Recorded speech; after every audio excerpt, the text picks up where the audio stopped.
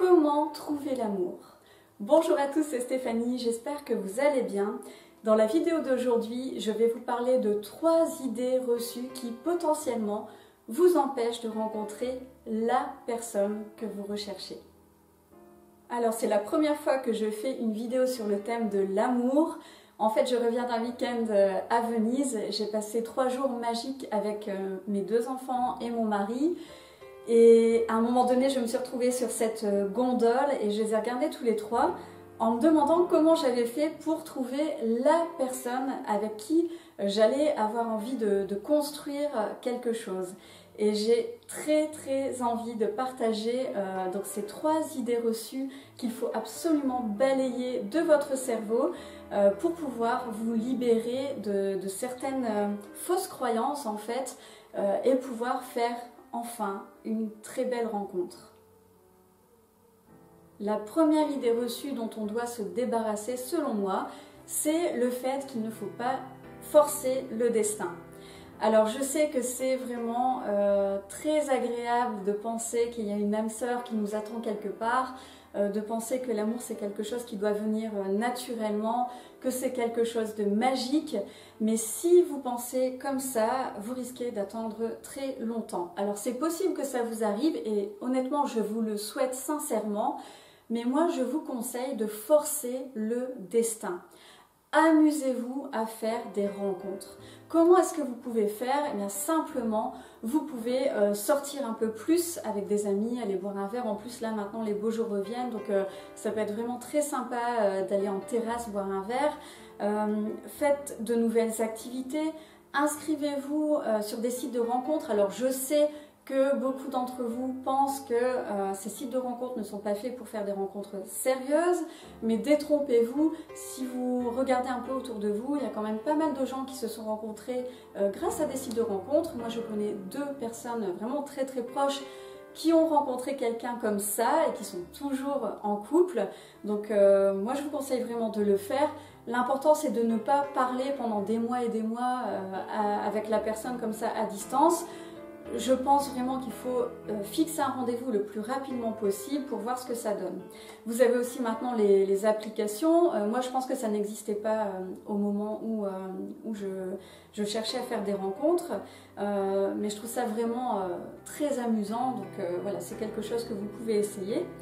Et aussi, ça peut être quand vous allez faire vos courses, vérifier que la personne voilà, soit quand même un peu célibataire. Si vous voyez qu'elle a une alliance, bon, c'est peut-être pas la peine d'aller lui parler, mais ça peut être tout à fait un endroit pour rencontrer des gens. En fait, n'importe où, vous pouvez rencontrer la personne que vous cherchez, n'importe où, à chaque coin de rue.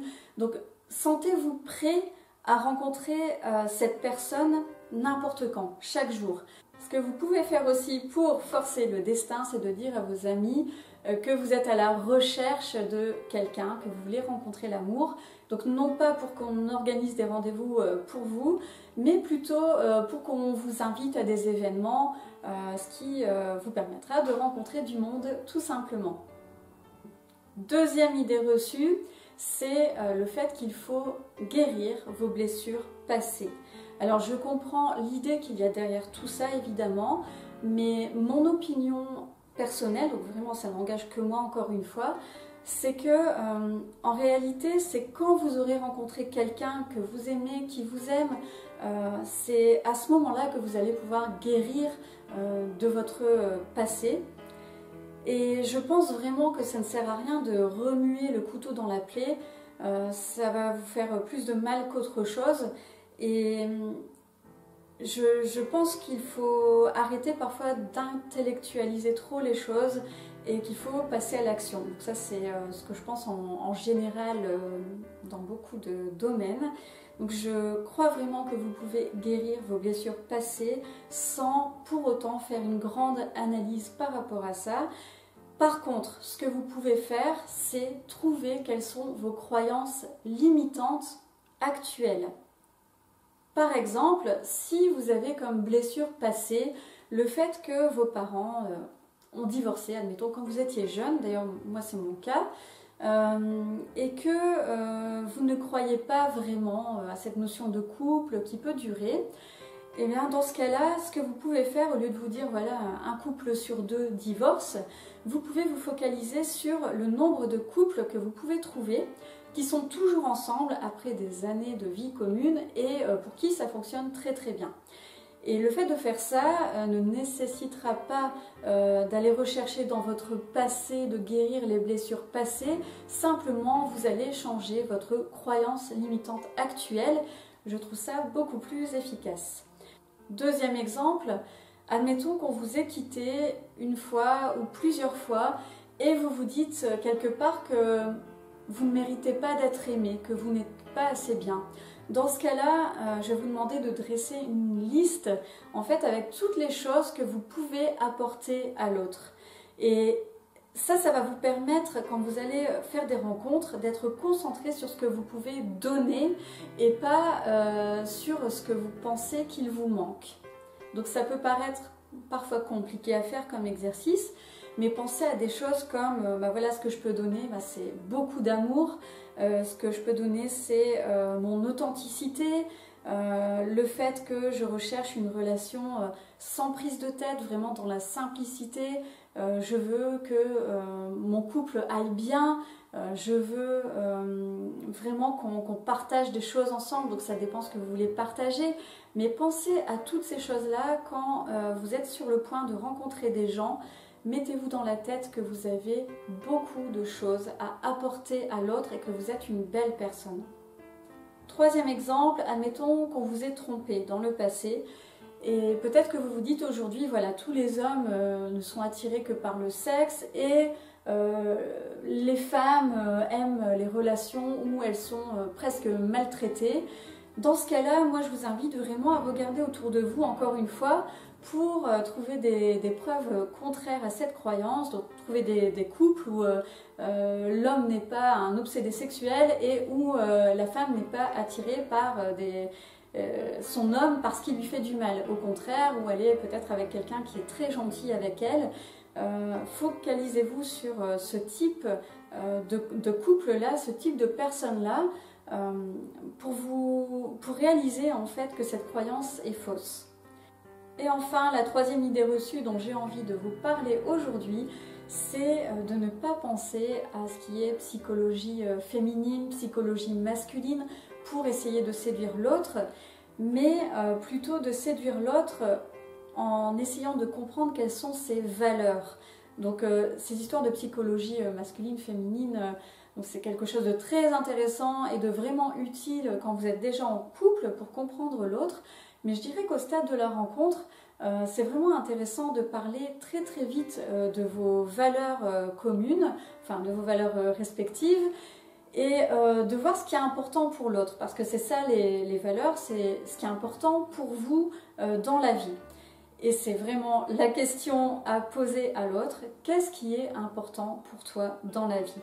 Et là, vous allez voir, là si je prends l'exemple de moi et de mon mari, donc je sais qu'on a parlé du fait que la famille c'était quelque chose d'important, donc on en est venu au fait qu'on voulait voir nos familles respectives régulièrement. On en est venu au fait que dans l'absolu, oui, on aimerait fonder une famille, pas forcément tout de suite, mais dans l'absolu c'est quelque chose qui pourrait voilà, nous plaire.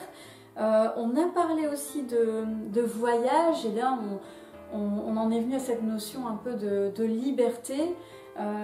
Et aussi, on a parlé je dirais, d'authenticité. Moi, je sais que je lui ai dit, voilà, en tout cas, il y a des choses chez moi sur lesquelles je suis en train de travailler, notamment, je suis quelqu'un de jaloux et je veux travailler là-dessus parce que je sais que je ne peux pas avoir une relation de couple satisfaisante si je suis toujours jalouse et ça, je vais le changer.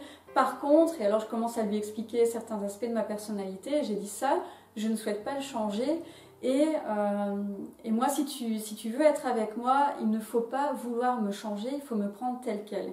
Donc il y a des choses que je souhaite améliorer personnellement et ça je vais le faire, mais voilà, il y a des choses que je ne vais pas changer, même si tu me le demandes, donc c'est à prendre ou à laisser. Et en fait, même chose pour lui, je me suis rendu compte voilà, de certains aspects de sa personnalité qui peut-être pourraient me déplaire, mais je savais qu'on avait cette recherche d'authenticité, qu'on voulait rester nous-mêmes dans la relation. Donc voilà, là tout ce que je viens de vous dire, ce sont finalement des valeurs. Donc c'est quelque chose de primordial pour moi quand on fait des rencontres. D'ailleurs, que ce soit des rencontres amicales ou amoureuses, c'est ce qu'il y a de plus intéressant pour moi comme sujet de discussion, mais bon, ça n'engage que moi. Et c'est vraiment quelque chose à faire, de penser que cette rencontre, c'est une question de personnes. Ne pensez pas que voilà, vous êtes des personnes différentes et que voilà, une façon d'approcher les gens tout à fait différente. Soyez, pour le coup, là, soyez naturel quand vous parlez aux gens. Et parlez de ce qui est important pour vous directement, voyez ce qui est important pour l'autre directement. Pour moi, il n'y a pas besoin de tourner autour du pot pendant plusieurs jours, plusieurs semaines, plusieurs mois. La séduction, de toute façon, continuera à opérer tout le long de la relation. Donc au début, honnêtement, ne jouez pas de jeux trop compliqués. Restez dans la simplicité. En tout cas, c'est ce que je vous encourage à faire pour trouver l'amour. Donc, si on récapitule, forcez le destin et amusez-vous à faire des rencontres, vraiment amusez-vous. La deuxième chose, c'est d'identifier quelles sont vos croyances limitantes actuelles et de trouver des preuves contraires pour chacune d'entre elles. Et la troisième chose, c'est quand vous rencontrez quelqu'un, ne soyez pas focalisé sur le fait de séduire la personne, mais essayez de la connaître réellement, c'est-à-dire en parlant de ses valeurs, en fait, de ce qui est important pour elle, et faites-en autant. Donc comme ça, vous aurez vraiment une idée de ce qu'est la personne au fond d'elle-même réellement, et ça vous permettra de gagner un temps précieux.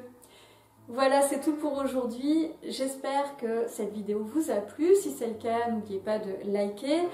Si vous pensez qu'elle peut aider des personnes de votre entourage, partagez-la. Envoyez-moi des commentaires si vous avez des questions par rapport à ce que je viens d'expliquer. Ou alors si vous avez envie que je fasse d'autres vidéos sur le thème de l'amour. Et en attendant, je vous dis à bientôt pour la prochaine vidéo. Et amusez-vous à faire des rencontres.